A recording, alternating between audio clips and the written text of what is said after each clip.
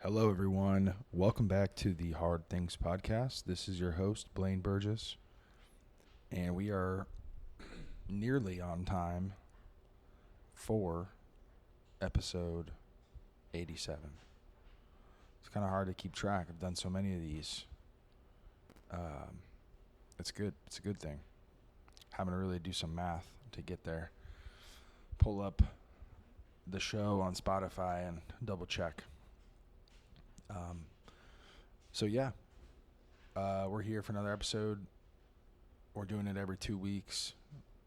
I would love maybe eventually to speed it back up to weekly, but I don't know. This is the pace of it right now, so do with it. Just to remind everyone, we are in a series of episodes about Jesus, the life of Jesus, or the ministry, the book of John. If you've watched the series The Chosen, these are all moments that are in varying episodes. So we're going to keep it moving. Today, we're talking about healing at the Bethesda pool. We're talking about the I am statement. I am the gate for sheep. And I paired these together. You know, there's 7 kind of miracles that are outlined. You know, Jesus does a lot of things, but 7 in particular stand out. And then he has the 7 I am statements. And in the kind of Judaism panacea, I guess you can say, the number 7 is the number of completion. That's the 7th day is when God rested. He created the world in 6, and that was kind of the last day. So you see 7s everywhere. And, regardless of if that's right or wrong, it's significant in the context of the Bible. So and by we I mean me, I paired each act with an I am statement. So that's the topics for today. So it's been a minute since I recorded the first and second episode of this little series, so I don't remember which way I went, if I went to the miracle first or if I went to the I am statement first. So today I'm kind of feeling Bethesda pool, and there's a good reason for that too. So going through chiropractic school, one thing that you don't hear too often in modern chiropractic school versus like if you pull up old chiropractic texts, there's these books called the Green Books, like the founders of chiropractic and their contemporaries basically wrote about, like basically philosophical texts about why they felt like they were doing what they were doing. They felt like it was very important to say why, and that losing that why would equal failure. And one thing they always mention is, like, if you are going to adjust a patient, the patient's willingness to receive that adjustment is just as important as your skills and your willingness to deliver it. It has to be 2 people in lockstep looking to accomplish a goal. So patient comes in and they want to be healed, but they're not willing to do everything you say, and the things you say are, time, kind of timeless chiropractic therapies, like, an adjustment or, otherwise, and they're like picking, choosing, like, say you're like, hey, I want to do these 3 things. And they're like, oh, those 2 are fine, but the third one scares me. Well, that right there is an opportunity. The reason it scares the patient is they're likely holding on to something. Those same founding fathers of chiropractic say that traumas, toxins, and thoughts are what cause disease in the body. So you have like physical traumas, you can have mental, emotional traumas. Toxins are like what we eat. If you're just eating fast food all the time and your body's not in a state of health, it'll cause disease. And thoughts, much like traumas, like kind of the mental, emotional traumas, or even, it doesn't even have to come from outside, it can come from within. You can abuse yourself with thoughts. So the physical ones, where bones go out of place, that's something that a chiropractor can kind of easily say, like, okay, I delivered an adjustment. But sometimes the first adjustment you have to deliver is a mental one, just to get the patient on your side so they can receive the physical, the therapies. So that's really what Bethesda Pool is all about. Jesus goes with some of the disciples to Bethesda Pool. There's a man there, and there's supposedly a spirit in the pool. Every so often, some air bubbles up from under the earth's surface, and the first person that touches the water will be healed, is kind of the idea of the pool. And this is clearly a substitute for God. Like, God's instructions say, like, no other gods, no idols, no this, no that. Well, this pool is kind of an idol. Or they think there's spirits that cause the bubbling that are going to heal. And it's a great story because there's people that will get caught in all kinds of things. You can think something is healing you, or maybe a specific person, or, you love, I saw it a lot, like you love CrossFit. CrossFit makes you feel good, but it also will break down your body in ways you don't understand if you don't intentionally rest and recover. So we put these things up on a pedestal, like the pool, and they're going to help, but there's really only one thing that is going to heal you. And it's oftentimes just letting go of whatever, like, isn't truly divine. So, like, God created the Bethesda pool, but to worship the Bethesda pool and not worship who created it is an incomplete chain of thought. And so we said traumas, toxins, and thoughts. This poor guy, in The Chosen, it's Simon Z. It's his brother. So this guy's a zealot, and there's really only one way you could turn him away from violence, would be to heal his brother, who he's known to be invalid his whole life. So Jesus goes to him, and the first thing he does is he asks him, like, do you want to be healed? And the guy doesn't just immediately say yes. So that's that thought barrier, and he's just like, hey man, like, if we're going to do this, you got to be on board. And that thought barrier is one of the most insidious diseases, because a person can be married to their pain. At least if they're injured, or they're, they have a disease or something, they kind of understand the world and their context in it. The moment you take that disease away, who they are changes. What's required of them changes. If you become more able, then the world's going to demand more of you. It's more responsibility. You have to get out there and work. Like, you have to, go do your thing.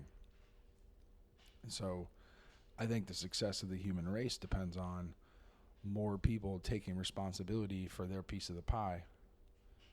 And some people's piece of the pie is bigger than others, and some people's they keep it intentionally small so they can kind of hide.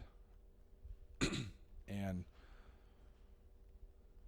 I think right now the problem we feel is everyone's trying to shrink their piece of the responsibility pie while increasing their their share of the spoils, the riches. And the lack of balance, like you get out what you put in, and you can create all these circumstances that lead to that imbalance, and then we feel bad and we wonder why we feel bad. Well, we feel bad because it's we're giving less than we're taking. And then some people are receiving less than they're giving. And that imbalance puts people in pain. And even though you're not that other person, you can feel their pain. When I see a homeless person outside, I can feel their pain. And just by the virtue of them not trying to, take advantage of somebody and keep someone else whole, someone takes advantage of them, and it's really kind of hard to defend against when you don't have any resources. So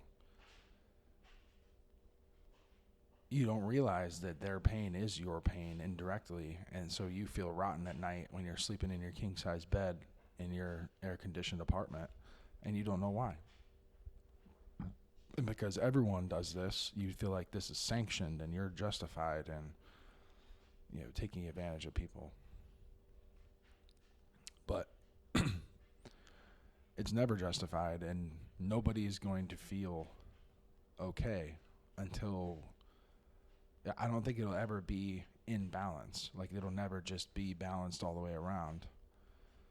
But we're so far out of balance that the pain is too great. I feel like we work back towards a sense of balance, and then we kind of stop before it really takes hold. We get back to imbalance very quickly. So we're trying to get to the right answer, but what we would have to give up feels scary.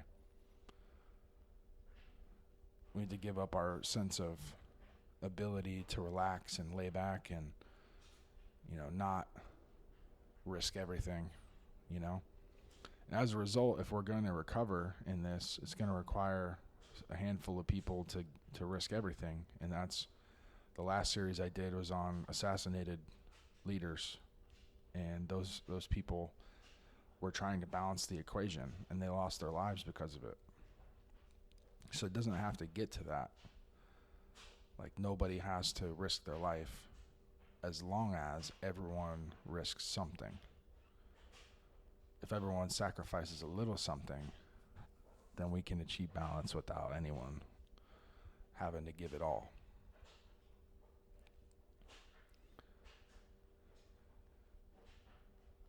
So basically Jesus says, like, hey man, like, you feel like a victim. You've been this way your whole life. He's like, but do you want to be healed? And all he has to do is say yes, because Jesus has the power of God behind him, and he can heal him.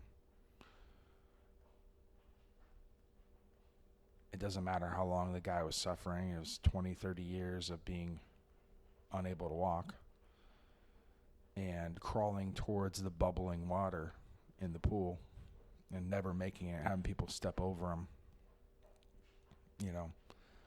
All he has to do is essentially be willing to take responsibility. Once he gets his legs back, he's going to have to get out there and work.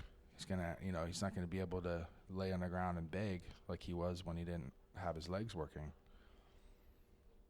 He's going to have to take responsibility for something, maybe even take care of somebody else.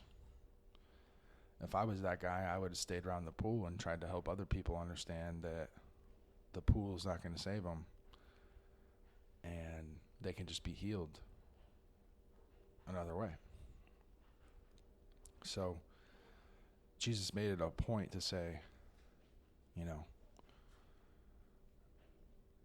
let me get your buy-in first, because he knew that he was going to be able to help this guy. And I think in chiropractic, that's what we have to. We have to assume that chiropractic was given to us from a divine source. When you read the green books, you can kind of tell these guys were inspired from another place. And it sounds a little crazy. It's a little scary. That's why they don't necessarily teach it up front in schools. It's a little too esoteric, woo-woo, spiritual, out there, whatever. But it doesn't make it any less true.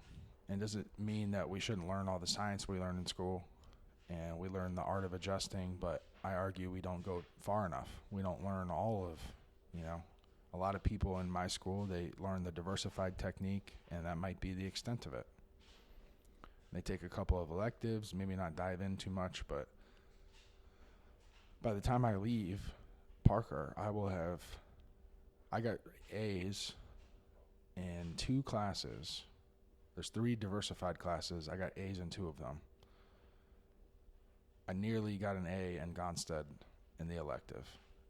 Right now I'm in upper cervical, which is the founder's son, B.J. Palmer, came up with that technique. I also took a class on myofascial release, which some people believe is not chiropractic. And I plan on possibly taking more electives when I'm in clinic, because you can continue to take electives, and I would love that. There's one called flexion distraction that I think would be great, and I don't know if I'll ever have that table in a clinic I work in, but if I do, I'll use it absolutely. It seems pretty fantastic. So I think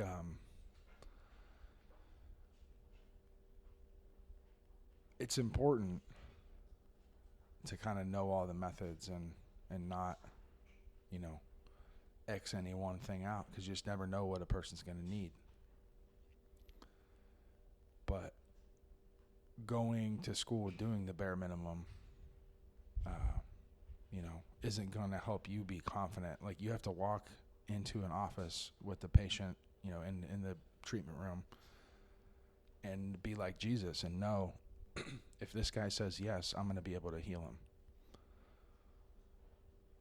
All this person has to do is buy in, and I have confidence in my products and techniques to the point where if they buy in, it's already done. And if you have that belief and the patient has that level of belief, the likelihood, even if it's just placebo, the likelihood that it'll happen is very, very high, like almost 100. So that's how I see chiropractic, is like the Bethesda pool. We got to get the buy-in, but you have to ask for the buy-in knowing that you're going to heal this person, and it's 95% confident based on my skills and abilities, and that extra 5% just comes from faith. So,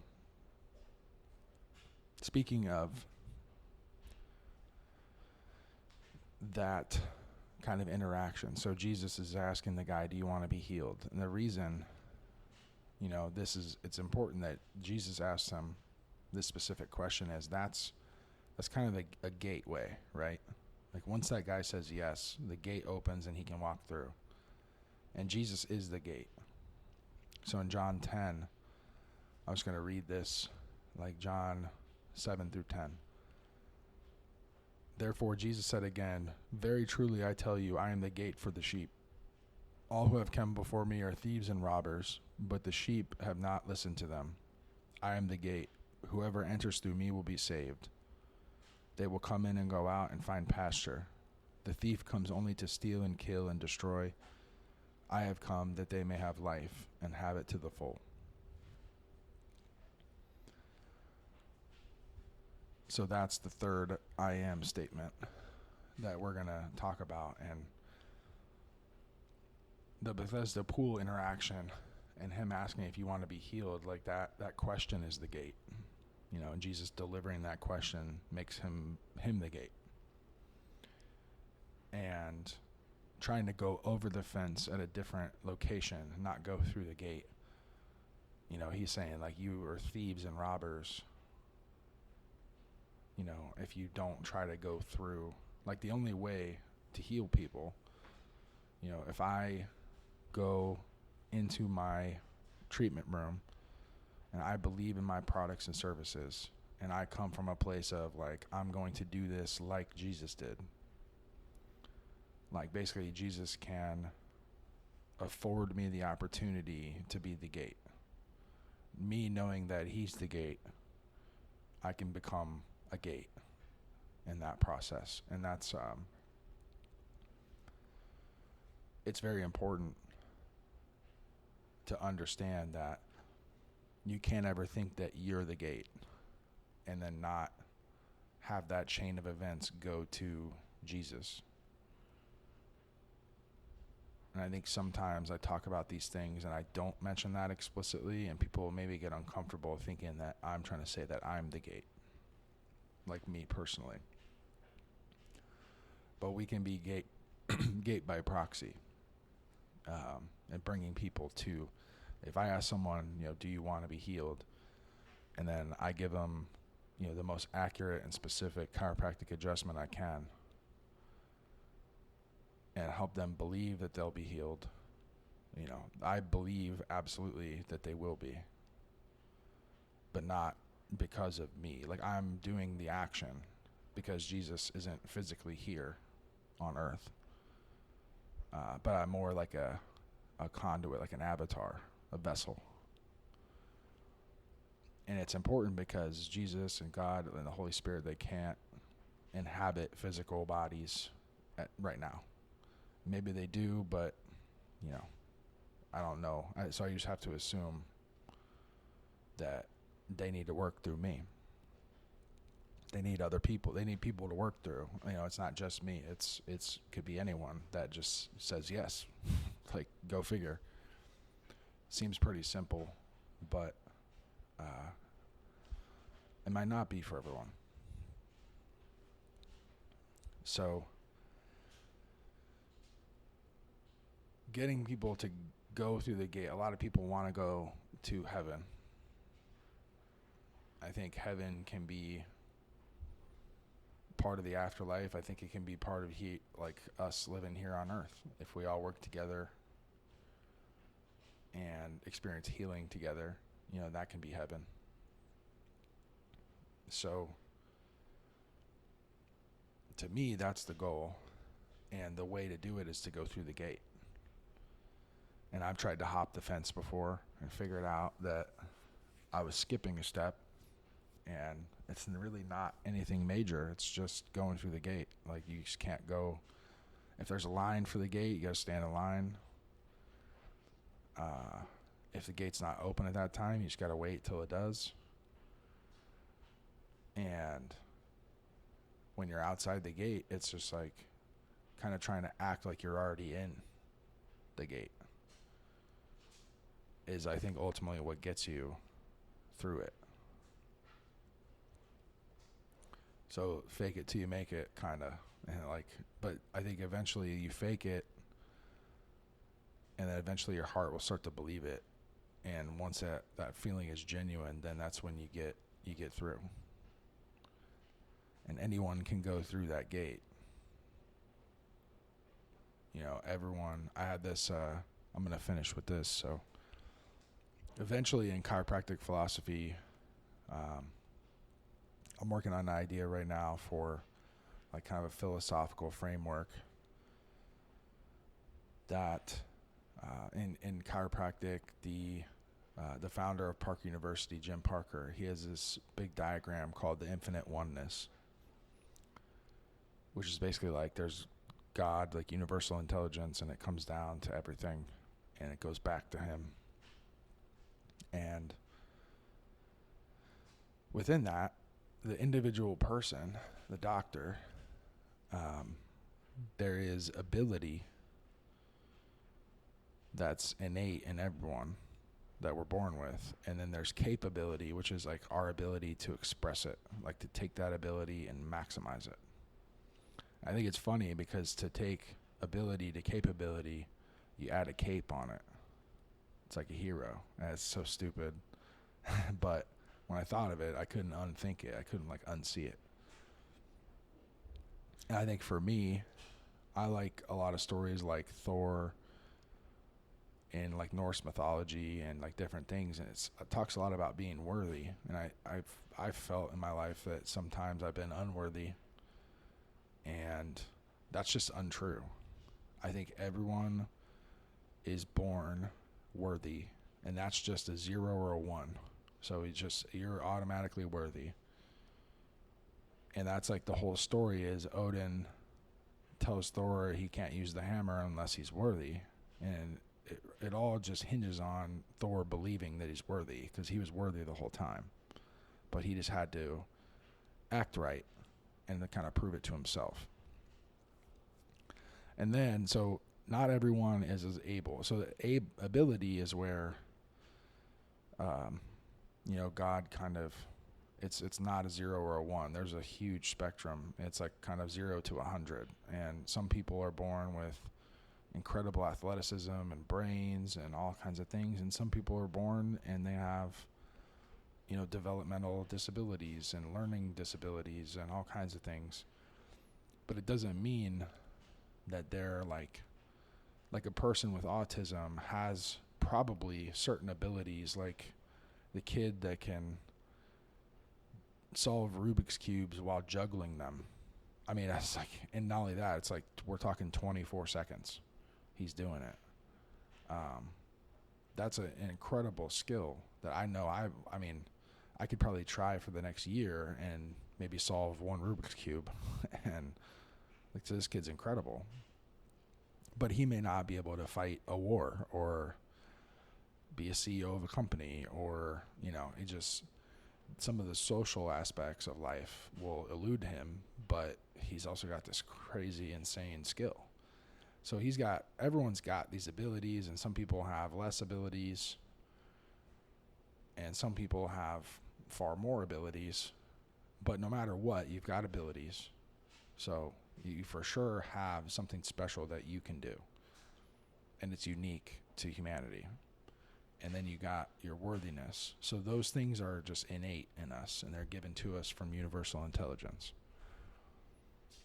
Where we rise in our power is going from ability to capability, taking our abilities and maximizing them. And that's like, for example, like I'm pretty good at Olympic weightlifting, but the more I train, the stronger I get. I can go from a 230 total when I started weightlifting to 340 total. So adding 110 kilos to my total, they're increasing it by about 30%. Taking my natural ability and being super capable. The thing is that there's still so much more I could do with that. Like, I'm not even near 100%. But that's just like good work. Like, that's like the work that a life should be doing. And then on the other side of the spectrum, we have worthiness. So worthiness is inherent. Like, you're just being a human being with a heartbeat, like, you're worthy. Like, God made it that way. But to be trustworthy, that's where you add the trust on top. That's where you're obedient to God's will. You're obedient when opportunities show up in your life, you take the reins and you go for it. And sometimes there's opportunities that you should leave alone.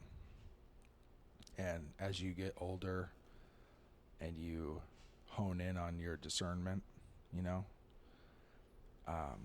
you just become more and more trustworthy. If God can trust you, then he's going to put so many blessings in your life knowing that you're going to be able to hold it.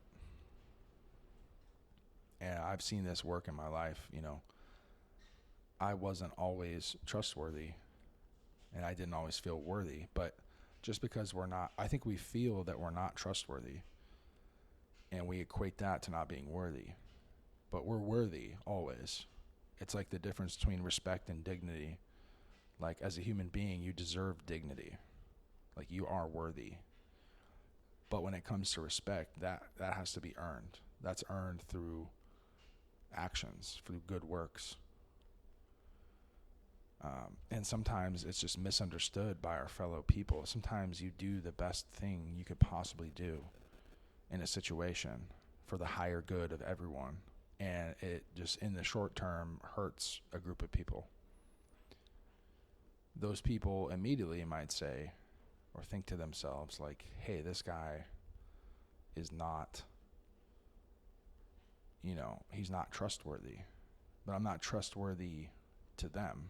But I ultimately am focused on being trustworthy to God, because when I'm trustworthy in God's eyes, God's the one that can make stuff happen and give you power, and kind of knowing that you're going to use it for his purposes and use it to better the world. And so if you have to disappoint people sometimes and kind of fake them out and make them think you're not trustworthy, then so be it. And that's part of God's test is, are you going to choose me or are you going to choose them?